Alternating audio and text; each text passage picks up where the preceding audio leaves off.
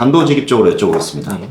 허위 광고에 당한 가맹점 돈 돌려받을 수 있나요? 네, 이런 경우 상당히 많고요. 네. 판결들도 많이 나오고 있습니다. 볼 수 있을까요? 최근에 이제 대법원 판결이 나온 케이스가 하나 있는데, 오픈을 하려고 하면 예상 매출액에 대해서 견적을 받게 되잖아요. 네. 가맹사업법에서 보면은 가장 인접한 5개 가맹점들의 매출액을 범위를 이제 갖다 줘야 되는데, 가맹본부가 자기한테 유리한 5개를 임의로 이제 산정해가지고 소위 말하는 예상 매출액 자체를 뻥튀기 한 거죠. 그러면 그게 정해져 있는 건가요? 그러니까 규모가 다를 수도 있잖아요. 인접한 5개가 이제 법으로 정해져 있는 건가요? 네, 이제 법으로 정해져 있지만 어느 정도 합리적인 수준에서는 이제 다른 걸로 대체를 할 수 있죠. 그런데 이 케이스 같은 경우에는 정말로 그냥 유사하지도 않았는데 네. 자기가 임의로 유리한 매장을 선정을 해서 예상 매출액을 뻥튀기 시켜버렸고, 이거 같은 경우에는 허위 과장이다 라는 것까지 인정이 되고, 가맹금에다가 사업을 영업하면서 손해가 발생을 하잖아요. 네. 그 금액까지도 손해배상이라고 인정된 케이스입니다. 그러면 손해라고 하면 영업 손실이 아니고, 예를 들면 본사에서 이제 산출한 이익이 만약에 네. 2천이었으면 그것보다 안 되는 금액을 손해로 보는 건가요? 이론적으로만 설명을 드리면, 네. 오픈하지 않았는데 오픈을 하면서 발생했던 손실이기 때문에 이제 그 가맹본부에서 이야기한 매출액에서 실제 매출액을 뺀 금액이 손해라기보다는 그냥 영업 손실을 손해라고 보는 게 더 맞습니다. 그러면 총 투자금까지 고려가 되는 네, 거겠네요. 투자금 이제 인테리어 비용이라고 해서 들어갔던 비용, 이제 가맹비, 처음 이제 입회 가맹비라든가 교육비 이런 것들 다 손해로 들어갑니다. 혹시 금액이 어느 정도 그럼 이쪽은 받아냈는지? 금액 9,500만 원 받아냈네요. 이 A랑 가맹점은 네. 9,500만 원을 받은 거네요. 네, 하고 원무 B는 2,900만 원, C는 4,400만 원. 그러면 여기는 3개 매장이 이제 네, 3개 매장이 가맹본부한테 소송을 건 케이스입니다. 그러면 어떤 경우에 이제 돌려받을 수 있는 건가요? 정말 케이스들이 많아요. 네. 일종의 자기들의 가맹본부의 매출액을 네. 속였던 케이스들도 있고, 본사의 매출이요? 본사의 본점? 매출. 네, 본사의 매출이 이러니까 그냥 뭐 너네도 얼마 정도 나올 거다 뭐 하거나, 아니면은 예상 매출액 2천 이상 무조건 가져가십니다 라는 경우도 있고요. 그 다음에 아니면 이제 들어가야 되는 코스트를 전혀 이야기하지는 않고 네. 그냥 수익률 얼마다 라는 식으로 뻥튀기는 경우도 있고, 정말로 이게 A라는 게 있으면 무조건 불법 행위다는 아니고, 네. 한마디로 내가 이런 이야기를 듣지 않았으면 네. 내가 가맹점을 오픈하지 않았을 텐데 라고 할 만한 사정들이 있고, 그러한 사정들이 허위 과장이었다면은 손해배상 청구가 가능합니다. 또 재밌는 케이스는 하나는 밀키트 프랜차이즈예요. 네. 밀키트의 이제 가맹본부가 네. 이건 우리에는 전담 연구 인력이 있고 네. 공장도 우리 거 가지고 있다. 네. 그리고 물류 시스템도 우리가 갖추고 있어서 네. 이제 새로운 이제 막 메뉴들도 계속 나올 거고, 우리는 이제 다른 밀키트 제품들이랑 차별화시킬 수가 있다라고 이야기했는데 다 거짓말이었던 거죠. 그 전담 인력이 없던 거예요? 네, 전달 인력도 없고 OEM으로 그냥 생산하고 물류도 따로 시스템 갖추지도 않고 그렇게 이야기해서 가맹점들이 이제 밀키트 사업을 했다가 망한 거죠. 결국엔 그런 케이스에서도 손해배상 책임을 인정했습니다. 그럼 돌려받았나요? 거기서? 네, 돌려받았어요. 그런 거 제가 진짜 많이 본 것 같거든요. 네. 자체 공장을 운영해서 이제 원가율이 낮다, 식자재비가 낮다 이런 광고를 많이 봤는데 그런 케이스도 해당할 수 있겠네요. 네, 사기로 무언가를 하게 만든 다음에 손해를 입히면은 이제 갚아야 된다라는 게 기본 원칙이라고 이해하시면 될 것 같아요. 본사 홈페이지에서 많이 보는 게 최소한의 비용들만 좀 넣어서 우리는 봐라 수익률 뭐 30%다, 35%다 이렇게 말을 하거든요. 근데 본점 기준이라는 그런 어떤 조건을 걸었잖아요. 네. 이건 문제가 안 되나요?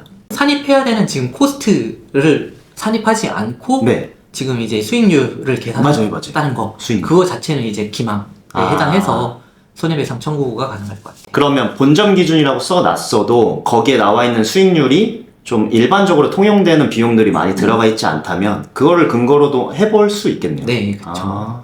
가맹점주 입장에서 이제 만약에 뭐 영업사원이랑 얘기를 할 때 뭐 녹취를 한다든지 네. 뭐 증거를 수집할 수 있는 것들이 많잖아요. 네, 많죠. 이제 어떻게 좀 증거를 모아야 할지. 일단은 제일 중요한 거는 무조건 계약서고요. 계약서. 계약서랑 정보공개서. 정보공개서. 근데 그것만큼 이제 명확한 증거들은 없고, 네. 문제가 되는 거는 구두로 좀 허위 과장 네. 광고를 많이 하다 보니까 특히 월천 이상은 무조건 벌어요. 이런 사람들 많잖아요. 맞습니다. 그런 거 할 때는 사실 증거를 잘 안 남기기는 해요. 그랬을 때는 항상 이제 녹음을 해두시는 게 좋고요. 그 다음에 월천 이상에 대해서 내가 정말로 내 마음을 흔든 게 월천이라는 말이다. 네. 라고 하면은 그거에 대해서 좀 뭐라도 서면 레터든 메일이든 문자로든 네. 보내달라고 하시는 게 더 좋습니다.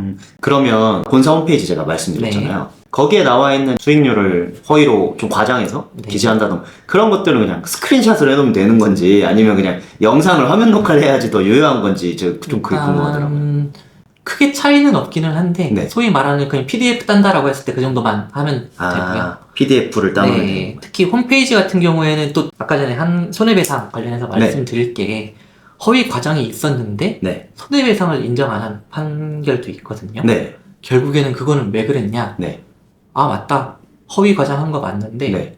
가맹 점주가 너 그것 때문에 어차피 그거 아니었어도 할 거였잖아. 오. 인과관계라고 하죠. 네. 그 인과관계를 부정해서 네. 손해배상 책임을 인정 안 한 케이스도 있어요.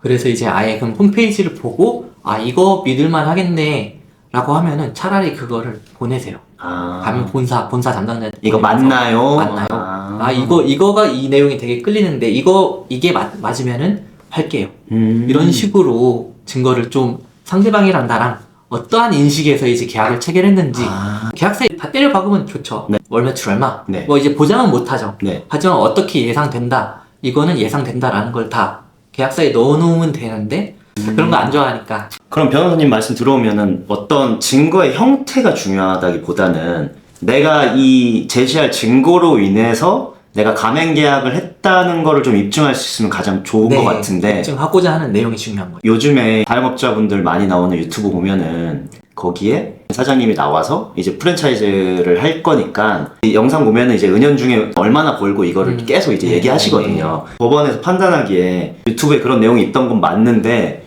네가 이것 때문에 꼭 가맹을 한 게 아닐 수도 있으니까 그 내용을 뭐 영업사원이랑 전화하면서 꼭 녹취를 해놔야겠네요. 네, 적어도 그게 나한테 의사결정에 영향이 미쳤다라는 부분에 있어서는 분명히 해야 되고 제가 상대편 변호사라면 이야기할 거거든요.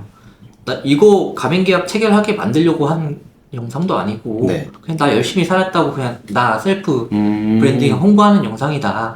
이게 어떻게 여기까지 영향 미치겠느냐라고 주장할 거거든요. 그러면 약간 이런 포인트도 있는 것 같아요. 법원에서 보기에 가맹 모집을 위한 광고인지 아닌지 그게 중요하겠네요. 네. 그것도 중요해요. 이런 건 진짜 모르면은 허위 광고가 있어도 계약을 했어도 돈을 못 돌려받겠네요. 쉽지는 않죠, 그런 경우. 특히 대표 개인의 영상 같은 경우는. 그러면 사실 요즘에 이제 프랜차이즈 사업하시는 분들도 이제 SNS 활동을 많이 하시니까 그것만 보고 이제 믿기보다는 그거를 근거로 대화한 거를 꼭 남겨야겠다. 네, 무조건입니다. 가맹 사업에 관심이 있는 분이라면은 꼭 알아야 되는 중요한 얘기인 것 같아요. 허위 광고 때문에 피해를 봤다고 생각하면 이제 어떤 절차를 밟아야 될까요? 일단 크게 두 가지로 나눌 수가 있을 거고 하나는 이제 공정위를 통해서 해결하는 방법이 있고요. 하나는 법원을 통해서 해결하는 방법이 있습니다. 우선 공정위 같은 경우에도 이제 아예 신고를 하는 게 있고 조정 제도라는 게 있거든요. 신고 같은 경우에는 그냥 형사 고소라고 생각하시면 돼요. 공정위한테 가맹본부가 이런 잘못을 했으니까 처벌해 주세요라는 거고요. 나라에서 처벌을 한다는 것과 가맹점주가 손해를 배상받는다는 거는 완전히 별개의 일이잖아요. 한마디로 범죄자가 징역에 간다고 해서 그걸로 이제 피해를 본 사람이 뭔가 금전적인 배상은 받지는 않는 것처럼 이제 그래서 신고로만 끝나면은 이제 금전적으로는 받을 수는 없지만 대신에 이제 강력한 증거는 될 수 있죠. 그거를 가지고 이제 민사소송을 걸 수도 있는 거고요. 대신에 이렇게 되면 좀 시간이 많이 걸리겠죠. 그래서 이제 저는 보통 많이 좀 문의가 들어오면 조정해보는 건 어떻냐라고 이제 이야기를 하는데 이제 한마디로 둘이 합의를 보자는 거예요. 신고랑 조정이 두 개가 있는 거죠. 그래서 공정위한테 가서 심판 봐주세요. 한마디로 공정위 조정위원들한테 나 얘랑 어떻게 좀 해결을 해야 되는데 그러면 공정위 담당자랑 이제 본사 뭐 대표든 이제 담당자랑 이제 가맹 점주 이렇게 셋이서 이야기를 하고 중간에서 좀 법리적인 해석 같은 거는 공정위에서 많이 도와주고 그래도 이런 거 문제 될 수 있으니까 이제 한마디로 변호사 비용 많이 들기도 하고 네. 시간도 많이 드니까 네. 서로 어느 정도 잘못이 있으니 중간 정도에서 합의하시죠라고 보통 하게 되거든요. 공정위를 활용하는 방법이 두 가지인데 하나는 신고고 하나는 분쟁 조정. 네. 근데 신고는 이제 국가에서 그냥 그쪽에 뭐 벌금을 매긴다든지 어떤 형사 고소의 개념으로 보면 되고, 근데 다만 이거를 근거로 이제 뭐 조정 신청을 할 때 좀 증거로 활용한다든지 네네네. 소송으로 할 때 증거가 된다든지 네. 분쟁 조정 신청은 공정위가 중간에서 말 그대로 이제 조정을 좀 해주는 거네요. 네. 그러면 이제 소송으로 간다면 네. 어떤 절차를 밟는 게 좋을까요? 이제 소송 같은 경우에는 직접 하는 것도 가능하고 네. 이제 뭐 변호사 선임해서 하는 경우도 가능한데 절차할 게 이제 따로는 더 없습니다. 한마디로 법원에 이제 증거를 정리해가지고 소장을 제출하게 되고, 보통 이런 케이스 같은 경우에는 변론기일 한 3번 정도, 최소 1년 이상은 생각하셔야 돼요. 1년 이상. 네. 그 과정이 좀, 저는 항상 그래도 법원 가기 전에 합의 보시라고 많이 이야기하는 게, 이 절차가 워낙에 좀 길고 사람들을 지치게 만들어가지고, 어차피 세상에 보면은 누구 하나가 무조건 100% 잘못하는 경우는 잘 없거든요. 그렇죠. 그랬을 때는 그냥 서로 중간에서 어느 정도 잘못했다는 건 빨리 인정하면 조정 같은 경우 제도를 활용하는 게 더 좋지 않나 싶습니다. 그러면 가맹점주 입장에서 옵션이 3개가 있는 거잖아요. 네. 근데 장단이 있을 것 같은 게, 네. 뭐 예를 들면 제가 공정위 신고를 해요. 네. 어쨌든 그럼 제 패를 먼저 까는 거잖아요. 그쵸. 근데 그러고 나서 이제 또 그게 잘 안 돼서 이제 민사를 하면은 좀 본사에서는 또 그거에 대한 또 대비를 더 할 수도 있고, 근데 또 바로 민사를 하자니 또 돈이 들고 하니까 좀 현실적으로는 어떤 걸 좀 추천하세요, 보통? 현실적으로는 뭔가 문제가 있는 가맹본부다 네. 라고 하면 한 명한테만 그랬을 리는 없거든요. 네. 그러면 이제 피해자들을 모집하는 거죠. 그래서 이제 집단소송으로 가는 형태가 아무래도 이제 경제적인 부담은 덜 수밖에 없죠. 그러면 비용 얘기가 나와서 그런데, 물론 천차만별이겠지만 케이스 따라서 개인이 할 때랑 이제 가맹점주들 모아서 단체로 할 때랑 뭐 비용이 어떻게 좀. 이건 그냥 마음대로 이야기하는 거예요. 네. 한 명이 할 때 만약에 1000이다 네. 라고 하면 2명이 하게 되면은 비슷한 쟁점이다 보니까 투입돼야 되는 시간이 네. 2명을 따로따로 하는 것보다는 덜 들겠죠. 네. 그러면은 뭐 2명이 했을 땐 둘이 합해서 뭐 1500, 3명이 되었다 그러면 3명이 합해서 뭐 2000, 1800 이런 식으로 1인당 단가는 줄어들 수밖에 없죠. 그러면 뭐 이런 방법도 있겠네요. 가맹점 한 명이 이제 뭐 신고를 해서 네. 판결을 받았다면 네. 그걸 근거로 이제 주변 가맹점들한테 같이 이제 모아서. 얘기를 해서 이거 신고 처벌 받았으니까 우리 이걸 근거로 같이 단체 소송을 해보자, 이런 방향. 네, 그런 방향도 충분히 가능합니다. 대략적으로 어느 정도니 궁금해하실 것 같아서 소송 비용이 진짜 최소에서 뭐 어느 정도 나올까요? 사실은 정말 이거는 영업이 이제 뭐 저희 거는 말고 그냥 일반적인 네네, 시장 일반적으로. 이야기했을 때는 그냥 개개인한테 만약에 소송하면 네. 그래도 거의 미니멈이 보통 500으로 시작하는 것 500 같긴 정도. 해요. 이제 상방은 사실상 없다라고 생각을 하시면 되고 집단 소송을 하는 사람들이 많아진다 네. 라고 하면 100만 원도 안 되는 돈에 할 수도 있죠. 근데 또 이런 생각도 들어요. A급 프랜차이즈들 있잖아요. 네. 쉽지 않겠죠. 그런 데랑 싸워서 이기기는. 근데 최근에 그쵸, 그쵸. 다시 정말 유명한 프랜차이즈가 하나가 최근에 이제 차익가맹금 관련해서 패소를 했었죠. 네. 거기 그 프랜차이즈 가맹본부의 대리인도 되게 이제 대형 로펌이었었고 그랬는데도 이제 진 케이스도 있어서 이거는 뭐 상대방이 크다, 상대방이 작은 회사다, 큰 회사다라기보다는 그냥 사실관계가 어떠냐의 싸움이에요. 그러면 좀 이런 프랜차이즈는 좀 위험할 수 있다, 뭐 이런 것들이 있을까요? 한 가지 팁이기는 한데 네. 그 공정거래위원회 홈페이지에 들어가면은 네. 이제 어떤 회사가 가맹사업법 위반으로 과징금 또는 뭐 시정조치 이런 것들을 받았는지를 알 수가 있어요. 네. 그래서 내가 해보려는 가맹사업, 가맹본부 이름을 검색해서 이런 거 처벌받은 적이 있구나 네. 라고 보면은 이제 처벌 이력이 있다면은 뭔가 찝찝할 수밖에 없죠. 대신에 이제 내용을 봐야 돼요. 공정거래위원회 홈페이지 가서 이제 전 정보공개서는 좀 네네네. 보거든요. 근데 거기에 이제 공정위 시정조치 횟수는 나오잖아요. 네. 근데 이 세부 내역을 그 제3자가 볼 수가 있나요?